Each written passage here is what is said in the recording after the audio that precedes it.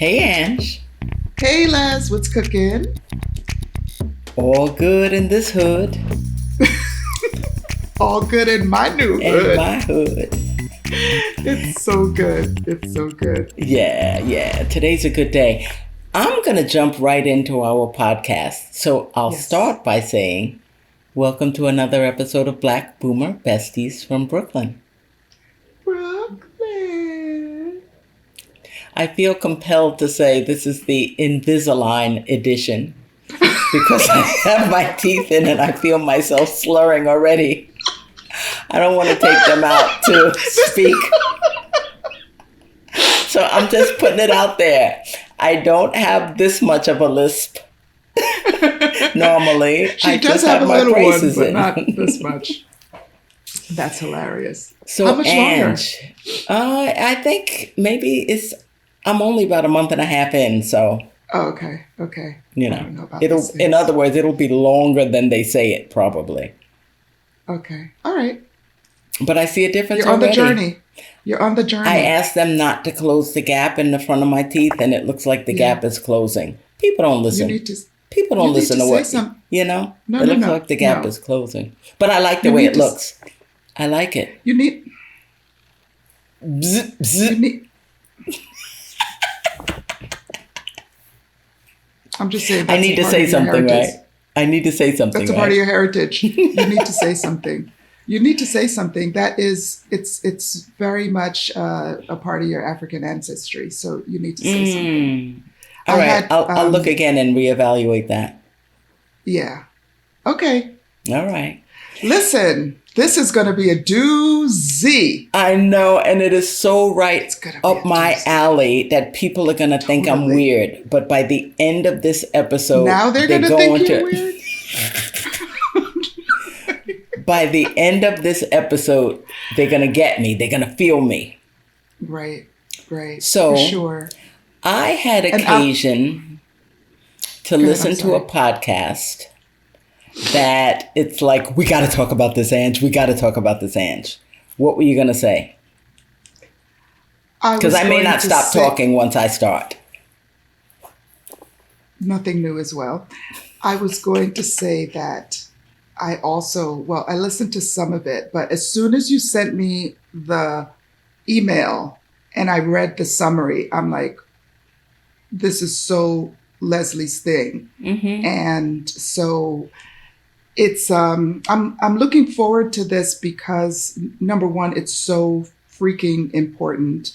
Number two, because we have so much experience in this. You in terms of doing the right thing, me in terms of my experiences not having done the right thing. And I think it's really going to help people to get in gear, including myself, Mm-hmm. because it's, come on, let's go. Come on. Let's go. All right. Not So too let's many go. more Stop shopping leaving. days till Christmas. Not too many. In the words of that sage Monique. So I listen to a podcast and I get correspondence from them. It's called Therapy for Black Girls. Yep. You might have introduced me to that some years ago I when I was absolutely looking for a did. therapist. I thank you for giving me my props for that, because I am indeed the one who connects. And it's you not with just for this. Black girls. It's It's not. for dudes as well. But anyway, so it's run by a psychologist in Atlanta, Dr. Joy Harden Bradford. And I listened to her most recent podcast episode and a light went off. She was featuring a lady that titles herself a death doula. Amazing. You're like, what? Now, first of Amazing. all, I'm familiar with labor and delivery doulas that support people in and around their pregnancies and deliveries. But I've never heard of the term a death doula. Yeah. In fact, I kind of bristled at the term initially. Because More on why? that later. I think it has Okay. a connotation of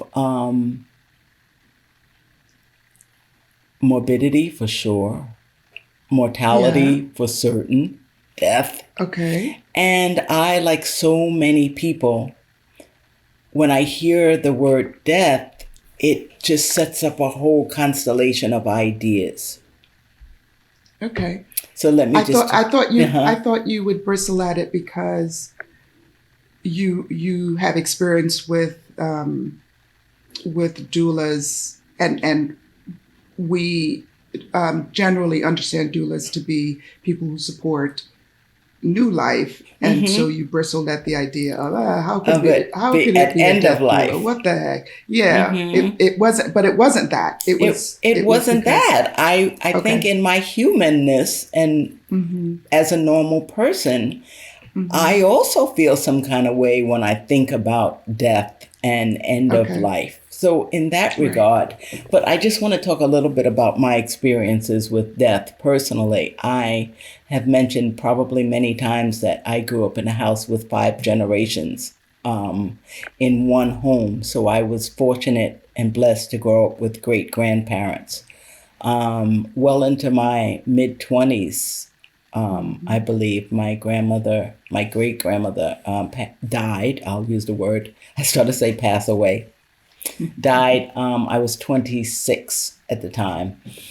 Nana Margaret lived in our home. We cared for her. And I was able to witness the end of many of my relatives' life. Mm-hmm. And then when I went to medical school, I had the occasion to see patients at the end of their lives and interact with their families. And I felt a certain kinship and connection to them, unusually so for a medical student. Mm-hmm. And I wondered what that was. And I remember two particular incidents where one was a very young man who died in a car accident. He must have been 19. I've told you about that story. Mm-hmm. And another was an older person. But I forced myself to stay in the patient's room and the family's room after they died. Mm. And I remember forcing myself to stay silent and let them process it and grieve in that way. And I was Mm-hmm. proud of myself. I remembered how difficult it was not to say anything or try to console them immediately or Yeah. offer a medical explanation, but to let Right. them lead the session. Mm-hmm. Mm-hmm. That was Why did you stay? impactful for me. Well, one, when these things happen, the physicians often leave because of the Mm-hmm. finality of it all. They may pronounce the Mm-hmm. Mm-hmm. patient and Mm-hmm. express their, I'm sorry for your loss. Condolences. Right. Right. And then they leave because, quite honestly, we have other things to do, or we may have Mm-hmm. paperwork to do, or whatever. Mm-hmm. Mm-hmm. And in the case of the 19-year-old young man, my son, I don't think was that old at the time, but I connected, Mm-hmm. with them as a parent. I knew what it Mm-hmm. must feel like to lose Mm-hmm. your child. Mm-hmm. Who would know Mm-hmm. that in that very same hospital, I would almost have that very same experience in the emergency room, almost losing my child It after was the Omari same had his hospital. car accident. Same exact Whew. hospital, same exact ER, Wow. same Mm. physician staff. But anyway, Good Lord. but I made Wow. that connection. And then I felt that as a medical student, we often have the jobs of doing things that the physicians, don't do.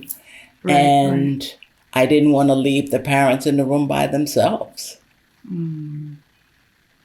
So Yeah. I stayed in there. Wow. Oh my goodness. Anyway, You're man, something else. it could You're just take me something right else. back there. So anyway, Yeah. that experience really throughout the rest of my medical school career and throughout residency, I really became particularly interested in the medical ethics around a patient at the end of their life. Mm. Um, so how to best support families at that time, Mm-hmm. Mm-hmm. and then what I termed a good death. So I volunteered to be on committees while I was in medical school and residency, and take more courses and read more about it and things like that. So that's my history with my interest in it. So now, fast forward a couple more years, my father recently died 2 years ago. And it has been my role over the years with all of my family members and friends, and we've talked about this with the podcast, that I talk to people about what end of life planning looks like. Yeah. And we even had our friend Carl Chen, the estate planning attorney, do 2 episodes on our podcast previously. We can link them so people can remember. But the legal part of it and the legacies that you can leave for your families and wills and advanced directives, what would you want to happen on your last days, or when you cannot no longer make decisions for yourself. So I had not realized how impactful my conversations with my father over the years had been, because when he passed, he became cognitively impaired from a stroke first, so was unable to make decisions for himself several years before he died. I didn't even know, but I received a packet in the mail from an estate planning attorney's office that Dad had made me power of attorney, completed his will, did all these things. I gotta tell you, as difficult as it could have been, his passing and death and planning his estate was perfectly planned. Wow. It made my and my brother and sister's lives so much easier. Him having put those things in place. Yeah. And I'm like, yes, okay. I got to tell everybody what success in this arena looks like, right? So, I talk about that a lot. We had to call on because it's important and stuff. Most of us do not have these things in place. The first thing that I hear most commonly when I speak about it, even with my husband, I'm like, are you sure you have this or whatever? Do you have, let's talk about, he'll say, it's Sunday. Why do you want to talk about that? Or, I don't want to talk about this right now. Can we do this another time? And then I become a nag, and it seems like I'm not waiting for him to die. But it's a similar conversation I have with my mother. What I'm thinking about is that at the end of a person's life, when family is surrounded and gathering in grief, the last thing we want to do is look for paperwork, is clear out a home, is sort through important papers looking for things that you can't find and trying to settle financial matters and things like that. I think taking care of these things ahead of time is a gift that you give to your loved ones. Yeah. I so many things that came to mind. I remember it was way before your father died.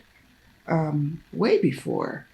I think maybe you were still in medical school or shortly after, where you told me the role that I was going to have. You sent me all the paperwork. I know exactly where it is. I mean, it was tied with a bow. I made you my healthcare proxy, you and my sister. Remember that Ernest had big problems with that. He's a physician, he's my husband, etc. But the thing that I realized early on with Ernest is that he and I think differently about, what to do when your heart stops, or, code status and different. Nana Ruby. and I remember. different things like that. Hmm. So, and people don't Hmm. realize my husband loves me. I Right. know that. But when I say I don't want any extraordinary, I don't want to be on a ventilator on machines, I know that he would not be able to honor my wishes. And people don't Right. realize that when you are in that role as a proxy, you are the voice of the person. It is not your Hmm. own voice. So Hmm. I knew early on that Ernest would not, in his own consciousness, be able Right. to respect the wishes that I would want for myself, and that's why I Right. named people other than him. But he was Right. upset about it. You know, Yeah. it Yeah. was created a rift.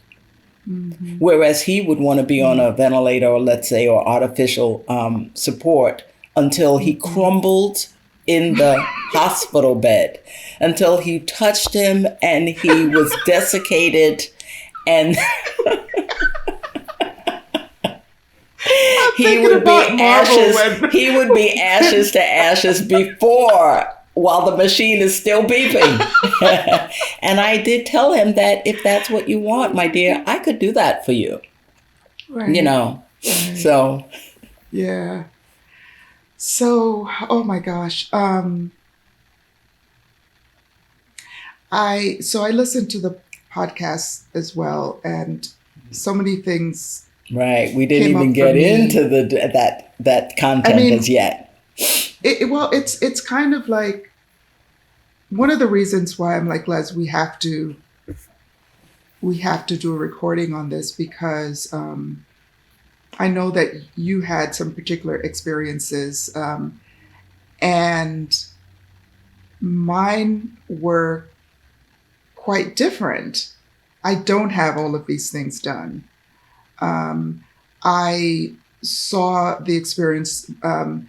My father, he had pretty much disconnected from a lot of our societal um, norms in terms of keeping track of all of that stuff long ago. Mm-hmm. So, but my mother, um,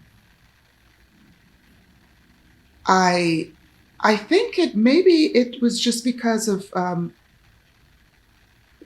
uh, growing up not in a place or where there were societal norms around Mm-hmm. planning for death, Cuba, Jamaica, and then coming here. My mother was a very practical person. She took care of things, um, always kind of had money set aside if we needed to take a trip to Jamaica, especially while my grandparents were alive, because, at any point when they got sick, we would all go.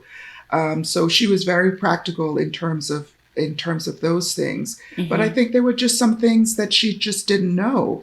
And then when she went into cognitive decline with dementia, um, my sister did put some things in place, and we needed to put some things in place because Mm-hmm. eventually she went into a home, a care Mm-hmm. facility, and so we needed to have those things in order to advocate for her. But up to this day, my mother has money in a bank account that I have You not can't been able to access. get access to. Mm-hmm. She wasn't kind of an online person, Right. that I think she died before it really got, that was kind of the way of life. Mm-hmm. Um, but I know that there's so much that I need to do for my children. Some years ago, if you remember, I had a head talk. I used to have these courageous conversations in my home. Mm-hmm. HEAD was an acronym. Um, uh, Highlighting and embracing, um, highlight, embrace, and something diversity Mm-hmm. was the acronym for Head Talks. Anyway, and I had someone come in to talk who worked in a healthcare facility to talk about death and dying. And what really struck me is that you do these things not for you. You're gone. You've Mm-hmm. died. Mm-hmm. You are it wherever your faith is going to take you. That's where you are. And your family is left with what's left of you, your Yeah. family, including your body, but also all of your history is left with your family. For me, it would be young, adult children, but, still in their 20s. And it's for them. It's I for them. agree. And it's a matter Sure. of prioritizing. But I really need help to get over. I've done things up to a point and then I allowed something to stop me. Yeah. Right. When they were younger, it was because, I didn't know how I was going to handle Isaiah because he's 5 years younger than my middle son. And I got stuck in thinking about how their father, who's not really involved in their lives, how I would manage their father's involvement if I died when he was a minor. And so things like that along the way just have kind of crippled me in terms of taking action. I mean, I've cataloged things. I got a book where I listed everything out, Where'd you get the book from? I haven't, Leslie, because this is who she is. I distributed them to all my buds. Yes. And in packing, I came across it again. I'm like, oh my God, I got to update this. Me too, my own. It's been so long. So anyway, we've had very different experiences with these systems that we have to put in place. And so when I listen to the podcast about a death doula, I'm like, what a blessing she is to those families who bring her on board. Yes. So now I'll bring up the fact that I love the fact that she used the word death, not end of life doula, not your final doula. I think we need to destigmatize that word. Yeah. I think the more that we use it, the better, the less it will sting. The less that we will bristle about it. It would be like it. I would love it to become any other word, because what she does, she not only supports. Who is she? Well, yes, I was going to say. Who is she? Alua Arthur. Her first name is Alua. She is the founder of a company called Going with Grace. And she recently published a memoir called Briefly Perfect Human. Wow. She has training as an attorney, and she had an encounter with a woman who was terminally ill. And in their conversations, she came back from the trip and determined that her life was not the way that she wanted it to be, and really started thinking about forming this business that she now runs and the need for it. It's. Can I say one thing, Les? I'm Yeah. sorry. I'll forget. So one thing that really hit me as I was listening to her journey in getting here is so she mentioned that one of the reasons why she left the legal profession is because she had pretty severe depression, and she left and went on this journey to Cuba, and that's where she met this person. Yeah. And at some point, she talked about the fact that getting involved in this death work and helping people through and getting to having a sense of almost respect for death and the person who is in the process of dying. It addressed it helped her with her depression. She said that she will always have it. It's not like it went away. And so it made me start thinking about joy in the midst of, and when I talk about joy, we're not talking about happy. That is not what I mean when I talk about joy. Yeah, I talk yeah. about fulfillment and satisfaction Uh-huh. and It's more having a sense of, deep-seated. it's much more deep seated, right? And I really thought about, man, how much more joy would we have knowing that these things are in place for our Yeah, loved yeah, ones when we go, yeah. this could be a real source of joy And for it doesn't, me. and yeah, it does not have to be a morbid, dark thought that No. she doesn't work only with people who are at the end of their life at an end stage. It's a Right. continuum of Yeah. Yeah. support and what things do you need to get in place. I remember I Mm. recently printed out what not Facebook, Apple Mm-hmm. calls their legacy key. It's like a Mm-hmm. 35 digit password per se, Right. so Right. that a loved one or another person can access your Apple ID. There's a whole Mm. lot of information that could be Mm. lost when you Right. pass away and people don't know your passwords or this or that. Yeah. I don't even know my passwords, Yeah. let alone Yeah. someone else. So it's these types of things that Right. in her work, Miss Arthur has put together this company that can navigate and steer people even to consider the things that you need to consider. Do they have a Mm-hmm. digital Mm-hmm. online presence? What Mm-hmm. about all of their financial accounts and Right. insurance policies? Yeah. Are there any other legal things that need to be taken care of to be put in Mm-hmm. place to make a transition easy? She Right. even mentioned that when her brother-in-law died, they wanted to give his car to their nephew, Yes. and they ran into so many obstacles just to transfer a title, Yeah. because it had to go into the estate first and then sit in probate or this or Right. that.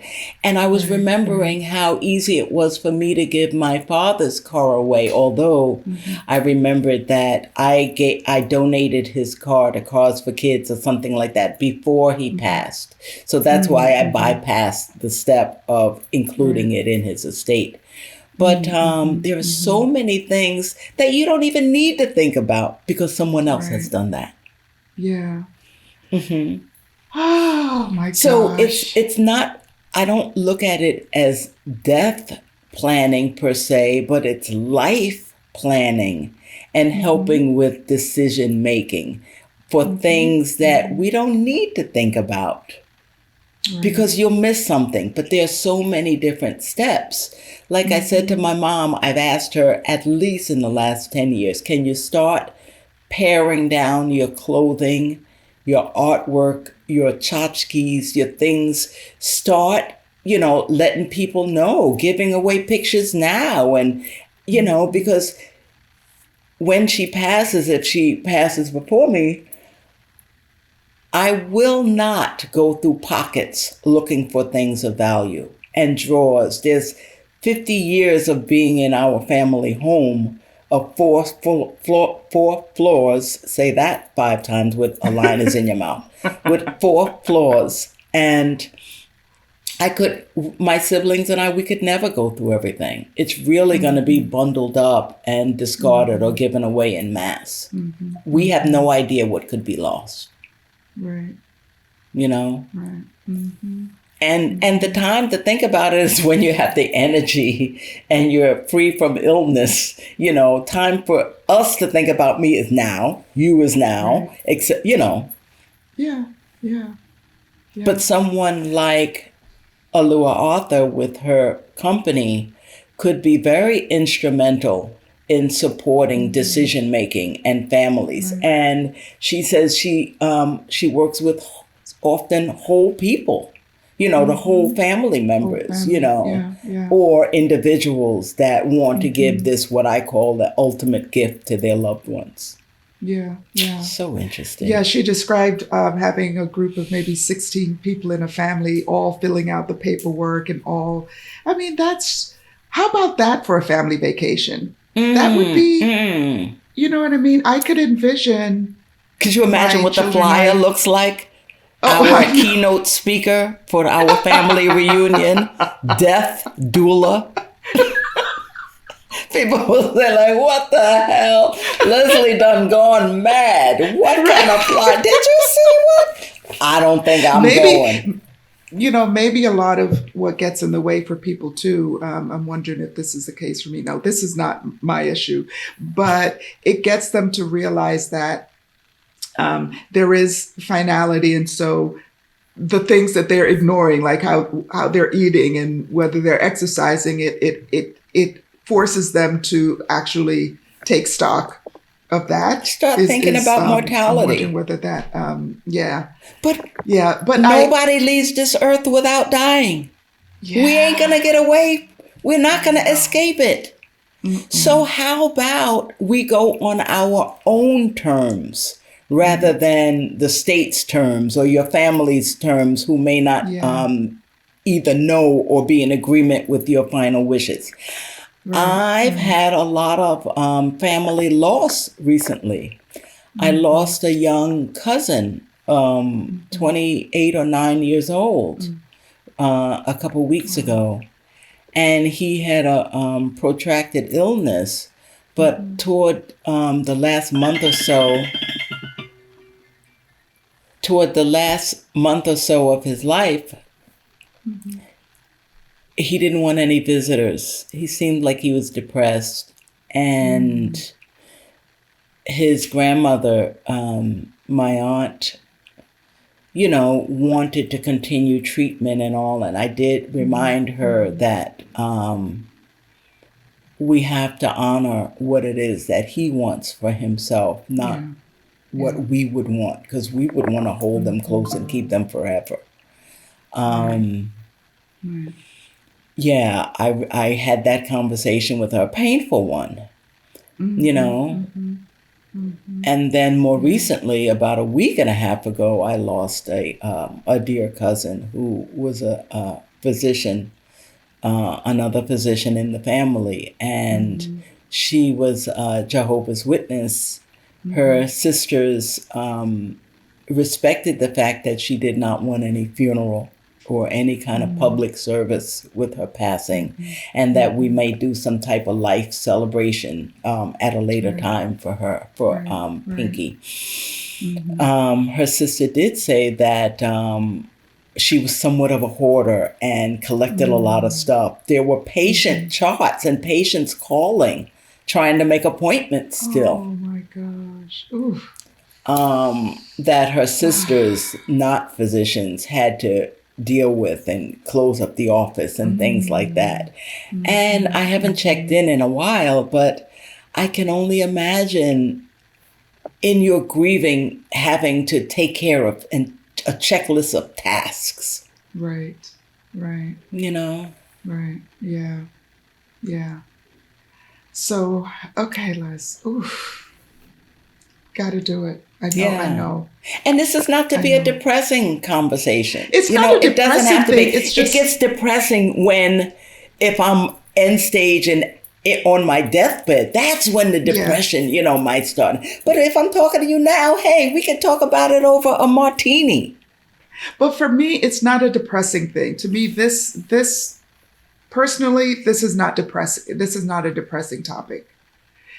What gets in my way is um, the actual taking action. Okay, I got to get this stuff together. Okay, I have to Mm-hmm. hire this person, or I have to. Mm-hmm. It's really carving out the time. It's almost like carving out the time to liquidate, I was or I was going thinking the through my same thing stuff. It's because a lot. there's so many things in this regard that I need to do myself and update and Yeah, this and that, which I yeah, haven't done. yeah. I've Right, acquired, I think, two convertibles since I've last done right. my So will.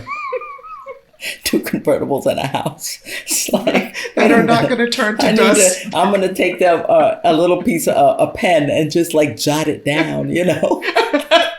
Oh, and another thing.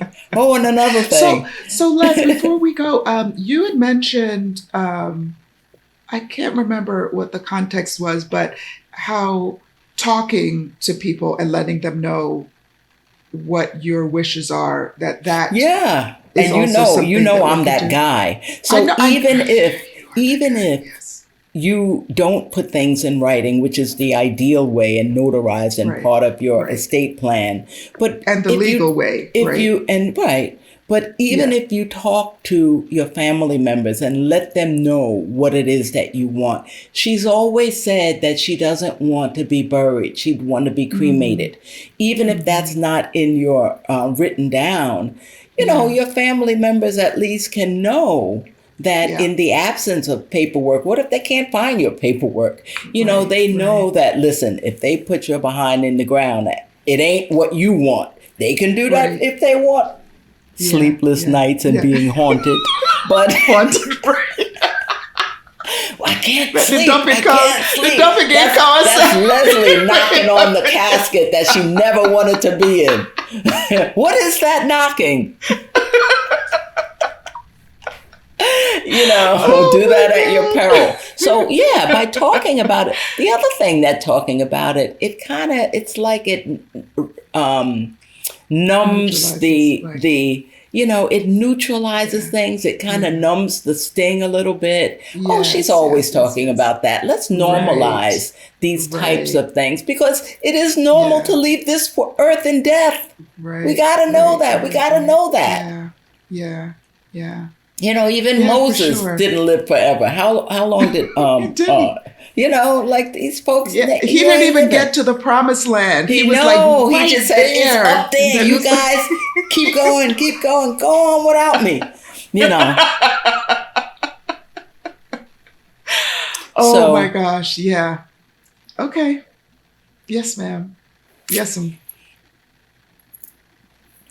that is my story for today. So, I guess we all have our marching orders. And you know what? Let's hold each Yeah. other accountable. You all hold Okay. your loved ones accountable. Has it been Right. done? Did you do it? Maybe you Right. can buy them a book or something to Mm-hmm. write things in, when Yeah. circumstances change, update it. Right. But it's Right. more than Right. that. You and I talked about that there's some kind of composting. I know it sounds so weird. I told Yes. No, Ernest that this, is what and I want. he kind of looked at me like, "What the hell is my wife That's talking what I about want. now?" That's You what I can want. After the compost drumming. your body. Yeah. It is a Yeah. service. We'll put that in. Yes. I wrote Yes. it down. Not many people do it Yes. these days, but it is Mm-hmm. some type of ceremony where you are put back into the earth from whence you Mm-hmm. came. Mm-hmm. Um, No, it's a pod. It's a composting. Is that what you mean? yeah, your body Yeah. is wrapped in Yeah. organic And you can put it material and you are right. put in a place where you naturally decompose and a Yeah. beautiful Yeah. tree blossoms on top of you Right. and this and That's what I want. yeah. It's expensive and it's a process, but I But don't know so are that it's more funerals. expensive. So is that Yeah. wooden box. Exactly. It is. Exactly. In comparison, I don't think it would be an issue. Mm-hmm. Yeah. Yeah. Yeah. Let's put money I aside for agree. that. I think on one Well, of our vacations, Les, we need to set aside. time and go look Um, at the compost. My no, body's going to be no, right in there. no, no, no, No. no. I'm gonna choose which The tree I compost want to bin? be. I want to Okay. be. No, but just to get that, get me started on this. I tried to do it once before, but then we just were having so good a time that I I that I know. did. But I really We'll want do it to over kind of do some cocktails. of the basic Okay. things, Bet. and just Bet. yeah. All right, okay, Well, I'm with you. Black Boomer Besties from Brooklyn is produced by Angela Fraser. Our editing team is from Matt Dershowitz, and our marketing social media team is by Couture Copywriting. So this has been another episode of Black Boomer Besties from Brooklyn.